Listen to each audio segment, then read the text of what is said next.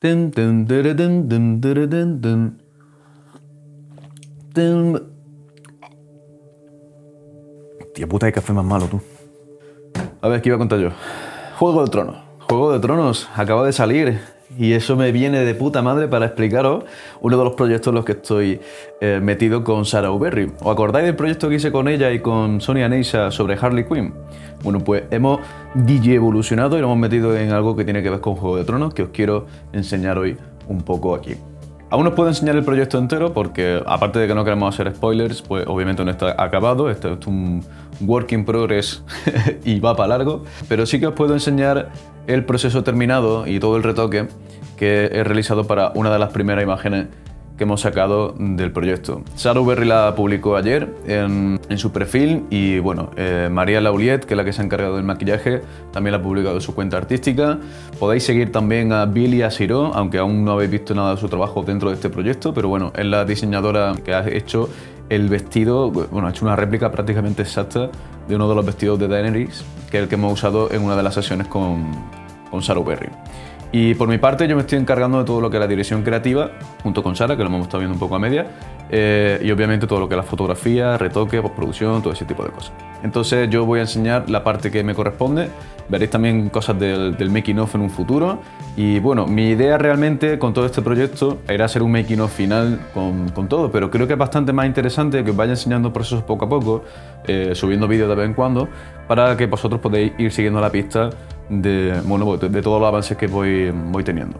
Especialmente porque a nivel de retoque es una de las cosas, uno de los proyectos más ambiciosos que tengo. Aquí podéis ver, por ejemplo, el antes y el después de una de las primeras fotos. Esto es lo que salió directamente en cámara, con el revelado RAW, y este ha sido el resultado final al que he llegado yo después de varias horas y horas de retoque. Hemos tenido bastantes problemas, especialmente con el pelo, porque bueno, es un proyecto que lo estamos haciendo con cero presupuesto por ahora. Luego os comentaré cosas al respecto. Pero claro, uno de los problemas que hemos tenido es que tenemos que tirar con materiales de muy poca calidad. En este caso, la peluca que estamos utilizando, pues una de estas de AliExpress, que bueno, pues una peluca que los pelos son como de plástico y demás, entonces no se puede peinar. Es una de las problemáticas que tuvimos sobre todo con el tema del maquillaje. Porque claro, yo veía el pelo y dije, es que como me tenga que quitar eso en postproducción, igual me pego un tiro. Y le pregunté a María, oye, ¿esto no se puede arreglar, no se puede peinar de otra forma? Y me dijo que no, que era imposible, porque de hecho como son pelucas como de plastiquillo, en el momento en el que le pasa un peine se genera electricidad estática y el pelo se encrespa todavía más. Entonces es peor el remedio que la enfermedad. Así que no me quedó otra que meterme en muchas horas de retoque y las que me quedan con el resto de imágenes, que no las puedo enseñar todavía, pero tela. La idea de esto es terminar con una exposición, así que todas estas imágenes van a estar impresas en formato A3 como mínimo. Por tanto, el nivel de detalle al que me tengo que meter con el retoque, bueno, dodge and burn a nivel de píxel, una limpieza exhaustiva, o sea, es un trabajo muy fino y requiere pues muchísimas horas de trabajo, obviamente, de retoque, sin tener en cuenta encima que son fotomontajes la mayoría, con modelos 3D que yo mismo estoy modelando, o sea, estoy modelando la cabeza del dragón de Juego de Tronos, de Drogon, a nivel hiperrealista. Me estoy metiendo en un fregado bastante chungo. Vamos a comentar un poco, creo que es bastante interesante que yo mismo vaya pasando por el vídeo de lo que tengo grabado y ver un poco el proceso y pues comentando pues todo lo que he ido haciendo, para que os deis cuenta un poco de lo que es un proyecto con esta magnitud y este nivel de retoque, ¿no? Esto lo habéis visto ya en otras imágenes que he estado trabajando. Yo casi siempre empiezo con un esquema que me permite, pues bueno, digamos que voy analizando qué problemas son los que tengo en la imagen para no tener que estar pensando luego en eso. Te dedico 10 minutos, 15, en buscar todas las cosas que me molestan de la imagen, las marco y luego simplemente yo voy retocando. Voy encendiendo y apagando el esquema y en función de eso pues voy repasando, es decir, voy como tachando cosas de una lista de la compra, pero en este caso son movidas que me quiero quitar y demás. Aquí trabajo yo con lo que yo denomino el retoque por componentes, que es una de las cosas que explico en mis cursos de retoque, que no lo he comentado por aquí por YouTube, pero estoy haciendo cursos de retoque avanzado a nivel de retrato y de fotomontaje. De hecho, la estoy haciendo justo en esta sala. Y bueno, pues la primera edición la verdad que ha sido un éxito, la gente le ha encantado. Y una de las cosas que explico es precisamente el retoque por componentes. Bueno, digamos la manera que tengo yo de abordar todos los temas de postproducción, no solamente en Photoshop, sino a nivel de vídeo, a nivel de 3D. Es decir, yo trabajo con un workflow bastante específico que lo usan otros profesionales, pero yo digamos que lo he perfeccionado mucho precisamente porque es el que me permite a mí retocar siendo daltónico. Así que esa es una de las cosas que vais a ver constantemente en el retoque. Este tipo de cosas que son capas de ayuda. Hay varios canales, por ejemplo, que hablan de estas cosas en YouTube, pero ninguno lleva las capas de ayuda al nivel al que yo estoy desarrollando, por lo menos que yo conozca. Entonces yo me meto bastante con este tema. Y esto es lo que me permite a mí ver un montón de problemas en la imagen que mi ojo de forma natural no ven. Y obviamente si esto lo usa una persona que ve mejor que yo, pues les resulta de mucha más ayuda. Así que esto es una de las cosas que enseño en los cursos de retoque avanzado. Y bueno, básicamente lo que me meto al principio es lo que yo llamo la fase de limpieza. Es básicamente quitar a muerte todas las cosas que te están molestando, por ejemplo el sostén aquí del sujetador, los principales pelos que molestan, sobre todo aquí la parte de la cara. Esto era bastante jodido porque había un montón de pelillos que se estaban metiendo directamente en el ojo, que se estaban metiendo también entre las pestañas, es decir, había pequeñas microtexturas que estaban pasando por encima de otras microtexturas. Y bueno, hay que retocar realmente con muchísima paciencia, con el tampón de clonar. Hay veces que la gente se mete con separación de frecuencia en este caso. Hay otras ocasiones en las que no es necesario. De hecho, la separación de frecuencia, si la usas mal, genera más problemas de las que resuelve. Y en este caso es más que nada paciencia, tampón de clonar y poquito a poco ir reconstruyendo todo lo que estaría debajo de ese pelo. Hay otras zonas, por ejemplo, que pueden ser esta que estamos viendo aquí, que es la zona de, bueno, que debajo solamente hay piel. En esa zona es mejor meterse, por ejemplo, con la típica tirita de siempre. Han mejorado, ¿ves? Por ejemplo, aquí lo estoy haciendo.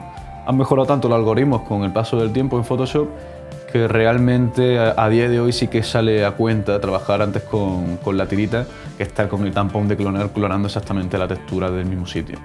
De todas maneras, todo lo que es esta fase de limpieza realmente es una fase de aproximación, o sea, realmente me estoy creando una especie de base sobre la que luego voy a poder trabajar mejor y ahí ya sí que me meto con separación de frecuencia y empiezo a clonar texturas y ese tipo de cosas. Pero digamos que aquí me quito lo gordo, o sea, todo lo gordo me lo quito en esta fase primera de limpieza. Esto básicamente lo que estáis viendo aquí es pelo, pelo, pelo, pelo, pelo por todo sitio. Pero una de las cosas que hago, por ejemplo, al limpiar el pelo, sobre todo esos pelillos que están volando, es pintar por encima, o sea, con el fondo. Directamente clono por encima y me lo voy quitando. Porque básicamente cuando tiene este nivel de textura, especialmente cuando haces beauty y trabajas con... Pues hemos trabajado en estudio con iluminación artificial, un entorno controlado, cámara sobre trípode, f8 si no recuerdo mal, un objetivo serie L con una nitidez bastante potente. Es decir, voy a sacar todo el detalle de la imagen, o sea, todo el detalle. ¿Y eso qué significa? Pues que los pelos realmente en este caso son tan finos que son prácticamente líneas de píxeles, son muy pequeños. Entonces, muchas veces lo que hago en estos casos cuando quiero limpiar el pelo es que en lugar de estar rayándome en plan voy a limpiar esto, voy a clonarlo, yo borro a muerte y luego vuelvo a pintar, pero pinto lo que yo quiero. Entonces, básicamente digamos que todos esos pelillos que están flotando yo me los quito y voy quitando, o sea, luego los voy dibujando yo en el sentido en el que quiero. Entonces, esta técnica obviamente lleva mucho tiempo, no la recomiendo si lo que quieres es sacar la imagen de manera rápida. Por ejemplo, aquí estáis viendo que estoy haciendo curvas solares para ver dónde están todos esos problemas de contraste, todos estos pequeños estas pequeñas manchas que se generan al clonar el fondo y este tipo de cosas. Bueno, esto es lo que utilizo pues, para ver todo ese tipo de problemas. Y luego lo que hago es que voy pintando. Ahora mismo me estoy quitando simplemente pues, todos esos pelos que me molestan y que no quiero que estén luego en la imagen. Y luego más adelante, en una fase posterior, hago la reconstrucción del pelo. Aquí lo que estoy haciendo sobre todo es meterme ya de lleno en la parte interna, que esta sí es la complicada, porque pasa lo mismo que con la cara, pero a 10 veces más potente. Estamos viendo ya que hay un montón de pelitos que están superponiéndose a otros pelos por encima, que ya tenemos flujo de fibra, en este caso que son pelos, pero esto podría ser tela, podría ser cualquier cosa. Tenemos, digamos, flujos de textura que van en una dirección concreta y otros pelillos que están cruzando. Entonces estos son los que molestan, son los que hay que quitar. Y esto es paciencia, o sea, estos son horas y horas y horas. Aquí lo estoy viendo a tiempo real, que básicamente es ponerte música y a limpiar y a limpiar y a limpiar.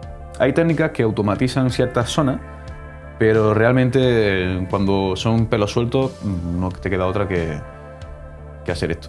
Así que esto, bueno, hora y hora de retoque, hora y hora de retoque. Aquí esta parte sí que es interesante, que esta es una de las cosas que yo he hecho muchas veces, y es que, bueno, si veo que hay una zona que está completamente destrozada, donde hay 80.000 fibras cruzadas y demás, en lugar de estar clonando, directamente lo que hago es que duplico una parte del pelo, que está aquí más o menos, o sea, que está sana, por decirlo de una manera, la duplico, hago que coincida el flujo con la herramienta de formar y trabajo con modo de fusión, trabajo también con Dodge and Burn, realmente con la herramienta de sobreexponer o subexponer, y voy intentando igualar lo que es o con curva en este caso por ejemplo, igualar lo que es la luminosidad de esa zona del pelo con la que debería tener. De esa manera pues voy fundiendo. Entonces no solamente corrijo zonas, sino que voy a lo mejor modificando el peinado, como podéis ver aquí. Aquí puedo rellenar otra zona, me puedo crear mechones de la nada y ese tipo de cosas. Y luego veis, estoy pensando a pintar ya pelitos para, digamos, reconfigurar el flujo del pelo y del peinado que tiene. ¿Veis? Aquí por ejemplo, todos esos pelillos que antes se habían quedado, que le da ese aspecto antinatural a ese mechón de pelo, porque es completamente perfecto y parece que está hecho en 3D, pues lo que hago es quitarle un poquito de perfección añadiendo pelos que se salen, pelos que están ahí como medio molestando. La diferencia es que estos pelos que yo pinto, en lugar de estar así completamente desordenados, pues están donde yo quiero. Y están también en la dirección que a mí me interesa. Entonces, digamos que le da ese aspecto natural al mechón de pelo, pero no les da ese caos que es lo que tanto molesta en la imagen. No hay otra. Esto es arreglar y arreglar y arreglar. Luego más adelante, si os fijáis aquí ya es cuando empiezo a entrar en la separación de frecuencia. En este caso no hago separación de frecuencia, bueno, esta la hice con mediana. La separación de frecuencia es una técnica que está muy mal enseñada en YouTube. De hecho, muchos de vosotros me habéis preguntado muchas veces ¿dónde está ese vídeo de separación de frecuencias que teníais por el canal? Pues bien, lo borré porque me di cuenta de que había cometido el error que ha cometido un montón de youtubers. Ya no solamente en el mundo de retoque, sino en el mundo de todo. O sea, en YouTube parece que te dan el carnet de youtuber si hablas de lo que no entiendes. Y a mí me pasó eso. Yo descubrí la separación de frecuencia con Omar Joseph, con un vídeo que había subido él hace un montón de años. Luego la perfeccioné viendo vídeos de Natalia Tafarel. Realmente lo que me pasó es que, claro, yo me fasciné por la separación de frecuencia. Era la primera vez que veía una técnica tan avanzada, que realmente la separación de frecuencia es una chorrada, pero claro, cuando no tienes conocimientos avanzados de postproducción, la separación de frecuencia te parece un mundo. Y yo me quedé fascinado por la técnica. Entonces no la entendía bien, pero vi que los resultados que se podían obtener pues, eran bastante interesantes y dije, hago un vídeo hablando de esto y no sé qué. Y realmente luego con los años, cuando entendí cómo funcionaba la técnica y todo lo que había detrás de la separación de frecuencia, como la entiendo hoy en día, pues me di cuenta de que ese vídeo tenía que borrarse porque realmente estaba desinformando, no estaba enseñando en condiciones cómo funcionaba la separación de frecuencia. Entonces, en este caso la utilizo precisamente porque hay zonas que son mucho más fáciles de reconstruir si separo lo que es la textura los detalles, los microdetalles del resto de detalles. Porque la separación de frecuencias no separa textura y color. Este es uno de los errores que se enseñan constantemente en retoque. Una de las cosas que estoy haciendo aquí es precisamente separar lo que son esos pequeños pelitos de lo que es el color de la barbilla, la textura y las pequeñas diferencias de luminosidad de las sombras que hay por debajo de esos pelos. Básicamente porque es mucho más fácil reconstruir esto cogiendo, por ejemplo, partes de la textura de la mejilla que están los microporos, digamos, de la piel de manera sana o correcta y trasladando esa textura de la mejilla, por ejemplo, a la parte esta de la barbilla. Mucho más fácil reconstruir esa parte que ponerte a clonar e intentar coger una muestra de 2 píxeles que está justo al lado de pintas por encima y tal. Entonces es muy jodido. Así que lo que hice en este caso pues fue eso, pues separación de frecuencia, especialmente para esta parte de aquí, que es donde estaba, digamos, la redecilla de la peluca justo con la frente. Bueno, me permite, por ejemplo, sustituir la textura de lo que es la redecilla con textura del pelo y el color que tiene por debajo esa redecilla que no corresponde al de la frente, pues simplemente fundirlo con el de la frente y hacer una transición natural. Entonces, como tengo realmente problemas en 2 canales distintos, por decirlo de una manera, o en 2 componentes, que es lo que yo entiendo por componente, de esta manera, separándolos, puedo atacar individualmente cada uno de esos problemas sin que me esté afectando al otro. Entonces, ahí es cuando tiene sentido utilizar la separación de frecuencia, como por ejemplo aquí, que estoy realmente fundiendo y haciendo más suave, digamos, las transiciones de todos esos colores que están mezclados por debajo, por las sombras que están produciendo los pelos, este tipo de cosas.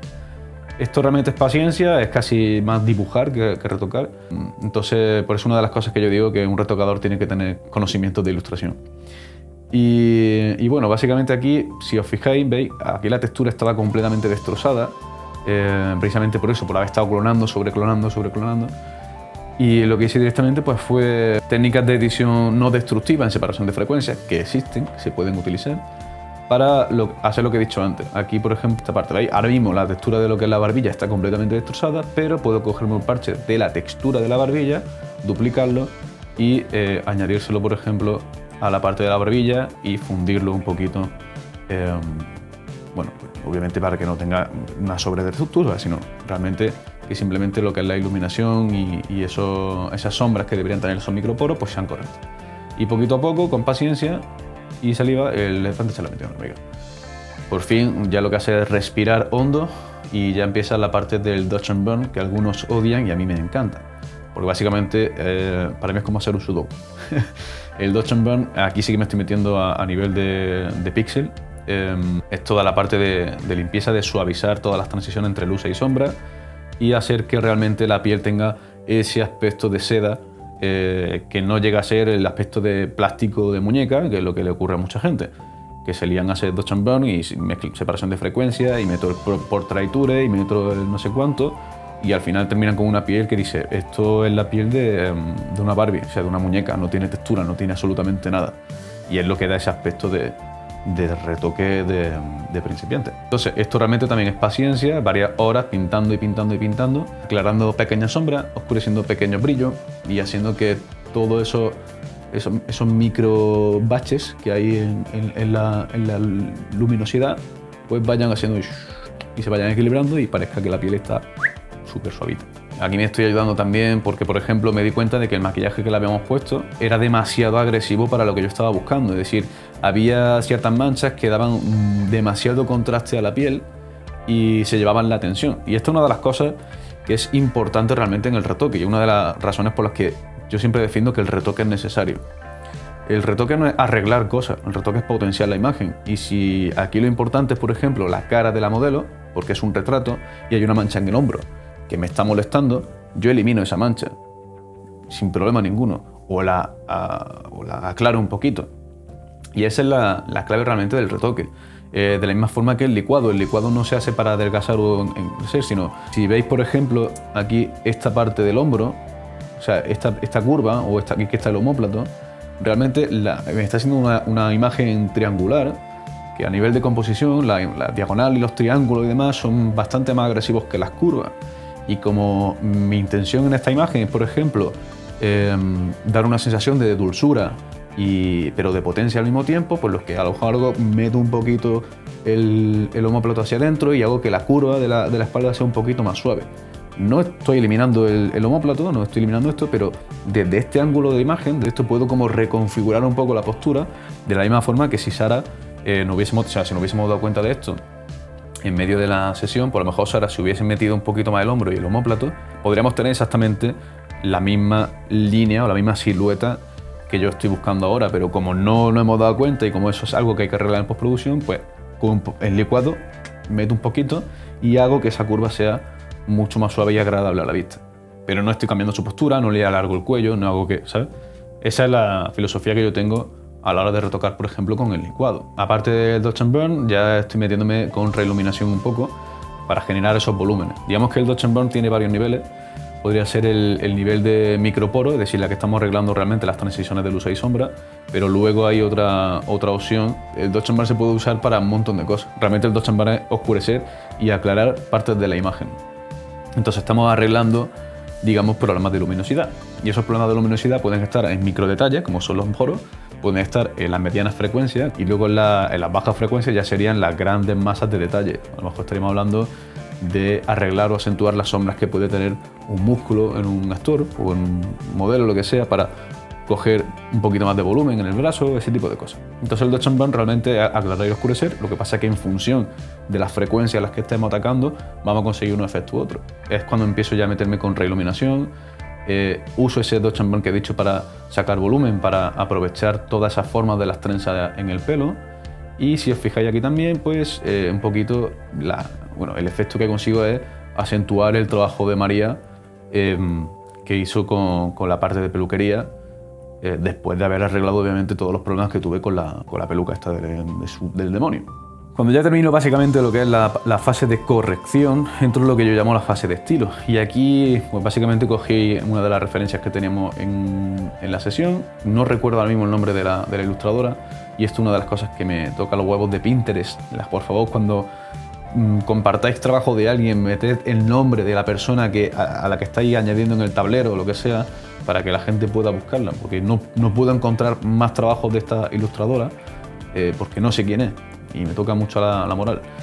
Pero bueno, aquí básicamente lo que hago es traigo del fondo, intento trabajar con los colores. Pero bueno, esto es básicamente selecciones básicas y reintegración en el fondo. Esta parte de aquí es la más complicada porque al tener un fondo oscuro, pues el pelo obtiene el color del fondo, entonces hay que como que volver a recolorearlo. Pero bueno, una vez extraída ya del fondo, lo que hago es ya jugar con el tema de las texturas.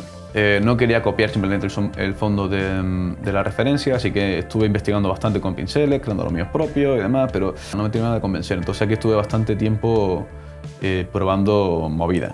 Al final quedó un poco así.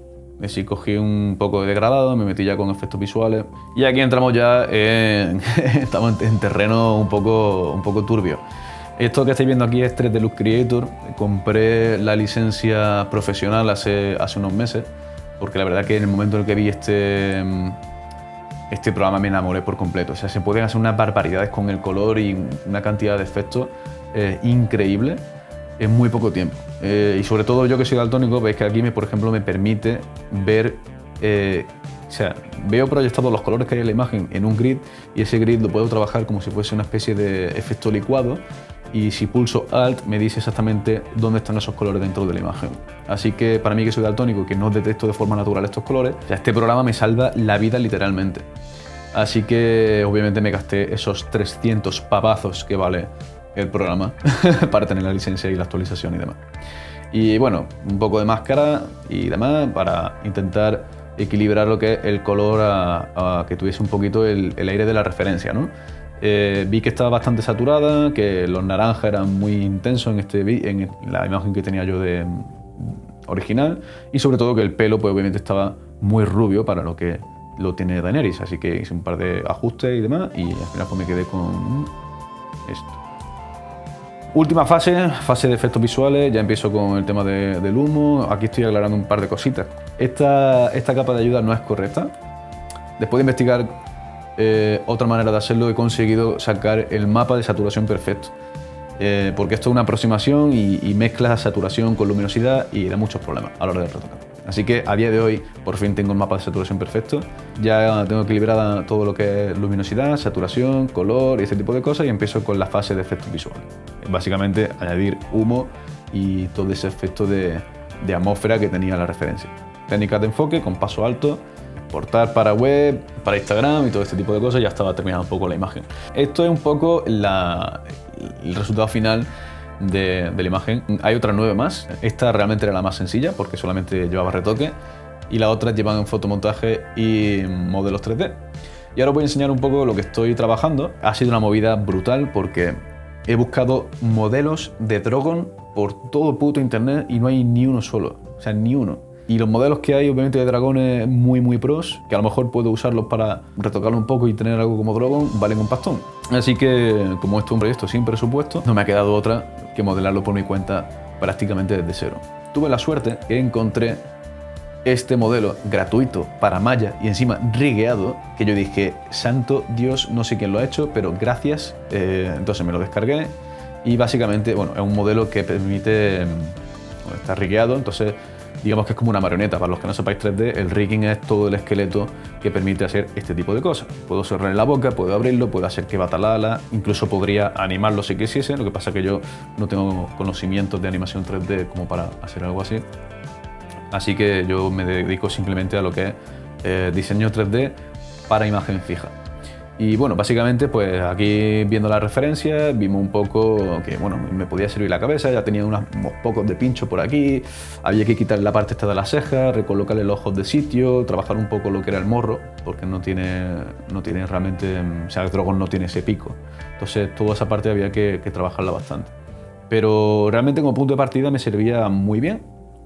Así que lo que hice fue, bueno, retocar un poquito o sea, le recorté la cabeza, básicamente, lo que es la geometría, ¿veis? Aquí la dupliqué y tal, y ya empecé yo a hacer mi propia artesanía en ZBrush.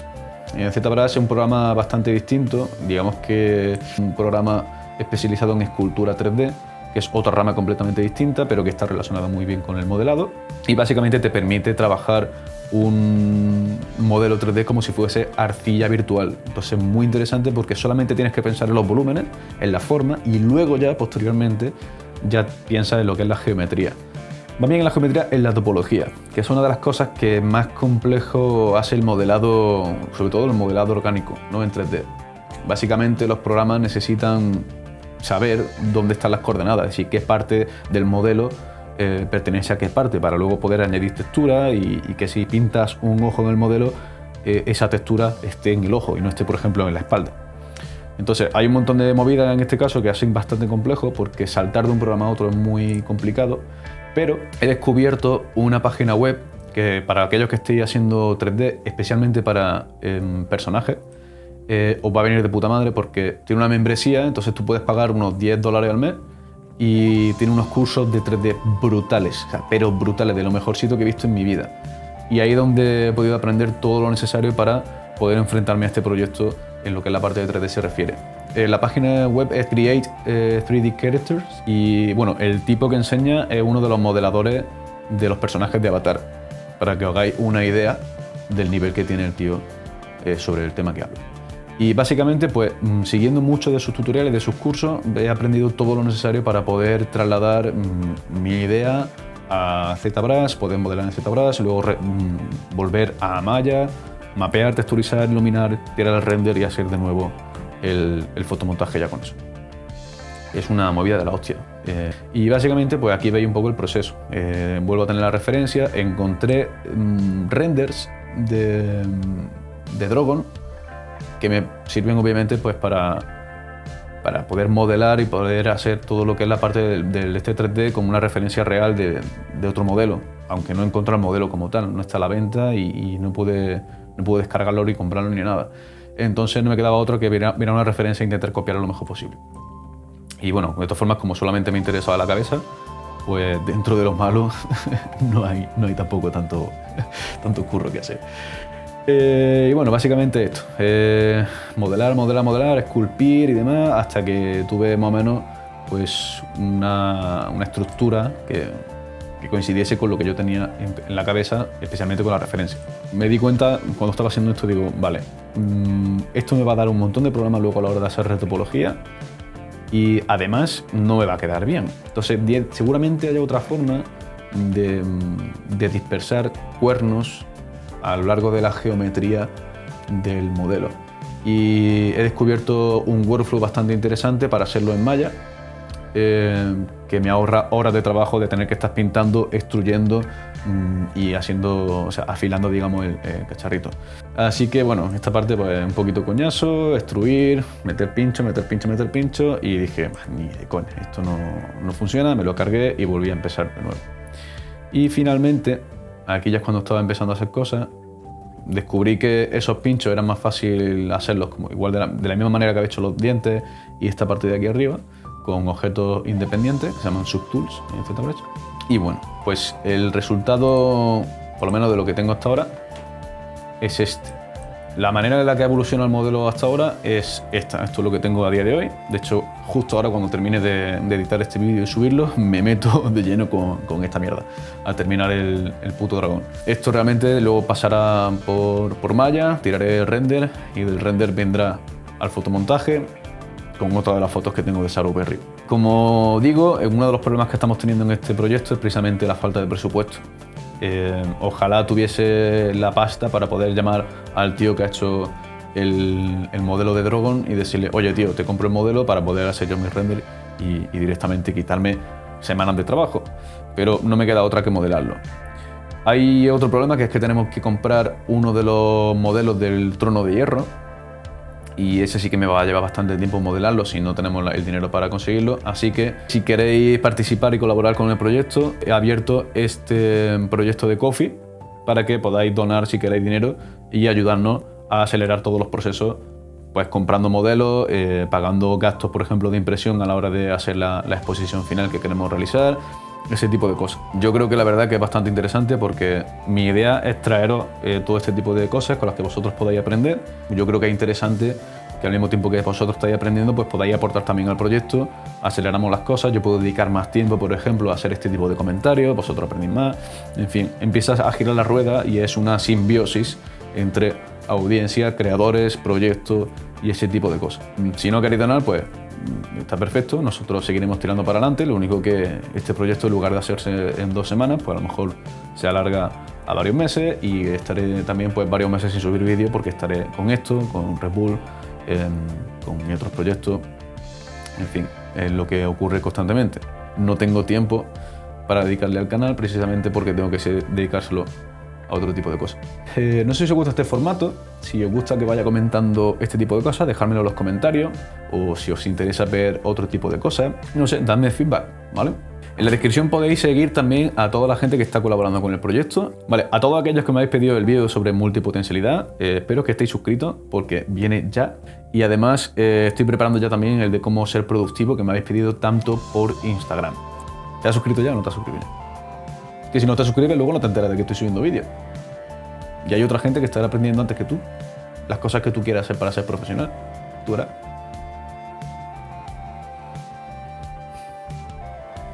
Voy a por un café.